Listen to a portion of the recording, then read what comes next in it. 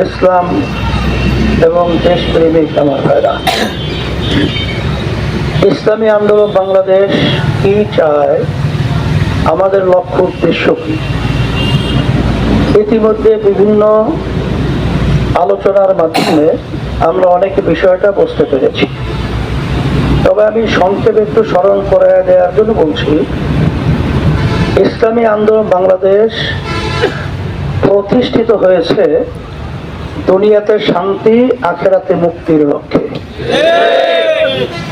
ইসলামী আন্দোলন বাংলাদেশ আমরা কিন্তু আওয়ামী লীগ, বিএনপি, জাতীয় পার্টি সহ অন্যান্য যে রাজনৈতিক দল আদার্স রয়েছে, আমরা কিন্তু কারো শত্রু নয়।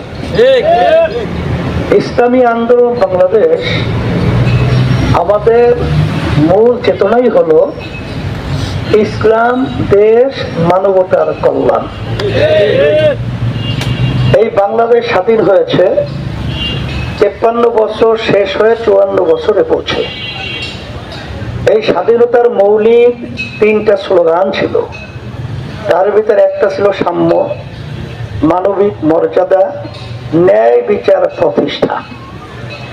কিন্তু যারাই 53 বছর দেশ পরিচালনা করেছে, এদের মাধ্যমে মূলত একটাও আমরা দেখতে পাই নাই, বরঞ্চ আমরা এদের পরিচালনায় পেয়েছি তাম দুনিয়ার ভিতরে এদের পরিচালনায় এই সুন্দর দেশ বাংলাদেশটা একবার দুইবার নয়, 5 বার চোরের দিক থেকে, দুর্নীতির দিক থেকে তাম দুনিয়ার ভিতরে ফার্স্ট হয়েছে।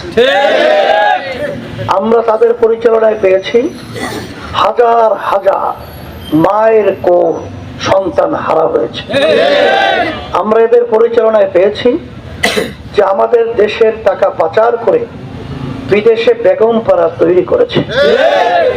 এই যে কিছুদিন আগে ফ্যাসিস্ট যে পালালো, 5ই আগস্ট অভ্যুত্থান, এখন হিসাব বের হয়েছে প্রায় 28 লক্ষ কোটি টাকা এরা আমাদের দেশ থেকে বিদেশে পাচার করেছে। শুধু তাই নয়, আপনারা দেখেছেন রাস্তায় নামলে মানুষ গুম হয়ে যেত, ঘরে থাকলে খুন হয়ে যেত, আয়না ঘর সহ আরো আদার্স কত কিছু। আর একটা সবচেয়ে বড় কঠিন ব্যাপার হলো যে আমাদের দেশে বসে আমাদের পাশের রাষ্ট্র ভারতের দালালি করতে দেখেছি। এটা কিন্তু তাদের স্বীকৃত কথা। তাদের দলীয় মহাসচিব ওবায়দুল কাদের সাহেব বলেছিল যে দিল্লি আছে তো আমরা আছি। তখন আমি ঢাকায় বলেছিলাম যে ওবায়দুল কাদের সাহেব, আপনি কি বক্তব্য রেখেছেন? দিল্লি আছে তো আপনারা আছেন মানে তাহলে আমাদের বাংলাদেশকে আপনারা স্বাধীন এরা স্বীকার করতে চান না যে আমরা একটা বাংলাদেশ স্বাধীন দেশ? না হয় আপনি জাতির কাছে ক্ষমা চান, তাহলে আপনার বক্তব্য ব্যাখ্যা দেন। এটা কিন্তু ঢাকা আমরা বলেছি। এখন কথা হলো যে ইসলামী আন্দোলন বাংলাদেশ আমরা চাইতেছি, এ দেশে আমরা জন্মগ্রহণ করেছি, এ দেশের ভালো মন্দ এর সঙ্গে সর্বত্র আমাদের জড়ায়া থাকা ইমানের একটা অংশ। হাদিসের ভিতরে আসছে, আল্লাহ রাসূল সাল্লাল্লাহু আলাইহি ওয়াসাল্লাম বলেছেন, হুব্বুল ওয়াতান মিনাল ঈমান, দেশের মহব্বত এটা ঈমানের একটা অংশ। যারা এদেশে রাজনীতি করবে আর আমাদের দেশকে অন্য দেশের স্বার্থকে অগ্রাধিকার দেবে আর আমাদের দেশকে বিভিন্ন কায়দায় আমরা তাদের থেকে নিষ্পেষিত হব, এটা তো হতে দেওয়া যায় না। এর পরিবর্তন আমাদেরকেই করতে হবে। তাইলে আমরা 53 বছর 54 বছরে আমরা তাদের শাসন দেখেছি। নতুন ভাবে তারা আমাদেরকে আবার কি উপহার দিবে এটা আমাদের বুঝতে আর বাকি নেই। কারণ 5ই আগস্টের পর আমরা দেখেছি যে দেশ যখন স্বাধীন হলো, মায়ের কান্না বন্ধ হয় নাই। মা কলিজা ফাটা চিৎকার করছে যে আজকে কয়েকদিন পর্যন্ত আমার সন্তান আমাকে মা বলে ডাকে না। তখন মায়ের কলিজা ফাটা চিৎকার বের হচ্ছে, সেই মুখদের পানি পানি শব্দ এখন আমাদের কান থেকে শব্দটা যায় নাই। এখন আমরা সেই দৃশ্য আমাদের নজরে, যখন আবু সাঈদ দুই হাত প্রসারিত করে ন্যায়ের পক্ষে অন্যায় প্রতিবাদে যখন রাস্তায় নেমেছিল, তাকে ঠান্ডা মাথায় গুলি করে রাস্তায় যখন শোয়া ফেলেছিল, সে দৃশ্য এখন আমাদের চোখে ভাসছে। এই দৃশ্য দেখার পরেও রক্ত শুকায় নাই। তখন আমরা কি দেখলাম? আমি ধিক্কার জানাই, আমরা এদেরকে লজ্জা সহকারে আমরা বলতে চাই, লজ্জা থাকা উচিত। তখন আমরা দেখেছি যেই অবস্থায় তারা নেমেছে চাঁদাবাজির জন্য, তখন তারা নেমেছে বিভিন্ন কায়দায় ঘাট দখলের জন্য, তখন তারা নেমেছে বিভিন্ন স্টেশন দখলের জন্য। আমরা ধিক্কার জানাই।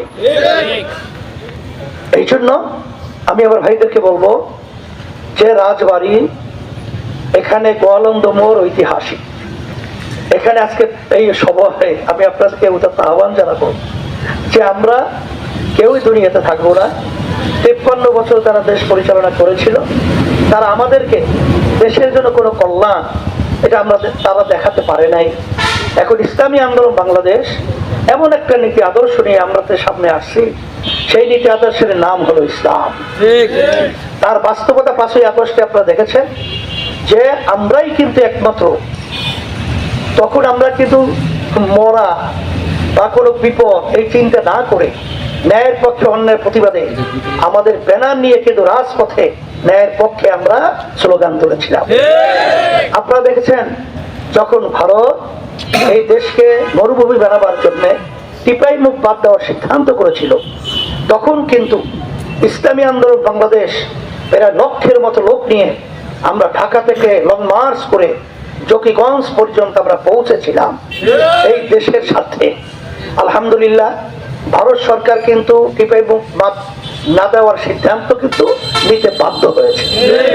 আপনারা দেখেছেন যখন আমাদের ভবিষ্যৎ প্রজন্ম সন্তানগুলো তাদেরকে ইমান থেকে সরাবার জন্যে, ধর্ম থেকে সরাবার জন্যে, ইসলাম থেকে সরাবার জন্যে যখন পাঠ্যসূচির মধ্যে ডারউইনের থিওরি, মানুষটাকে বানর থেকে সৃষ্টি, এই থিওরি যখন বাচ্চাদেরকে শিখাবে এবং হিন্দুত্ববাদ এবং যৌনচর সহ বিভিন্ন ধরনের অমানুষ বানাবার যে ক্ষেত্র তৈরি করেছিল, তখন ইসলামী আন্দোলন বাংলাদেশ তার সহযোগী সংগঠনগুলো আমরা এর প্রতিবাদে যখন রাস্তায় নেমেছিলাম, আলহামদুলিল্লাহ সেই বিতর্কিত বইগুলো পাঠ্যসূচি থেকে উঠাতে বাধ্য হয়েছে। আপনারা দেখেছেন যে বাংলাদেশের ভিতরে কিছুদিন আগে হয়তো অনেকে বলতে পারেন যে আপনার রাজনৈতিক একটা দল আওয়ামী লীগ বাংলাদেশ, তাদেরকে নিষেধের ব্যাপারে এত আপনারা কেন রাস্তায় নেমেছে? এই নামার মূল কারণ হলো যে আগের আওয়ামী লীগ জানি না, কিন্তু আমরা যে আওয়ামী লীগ দেখেছি, এই আওয়ামী লীগ আমাদের দেশের বন্ধু। আমরা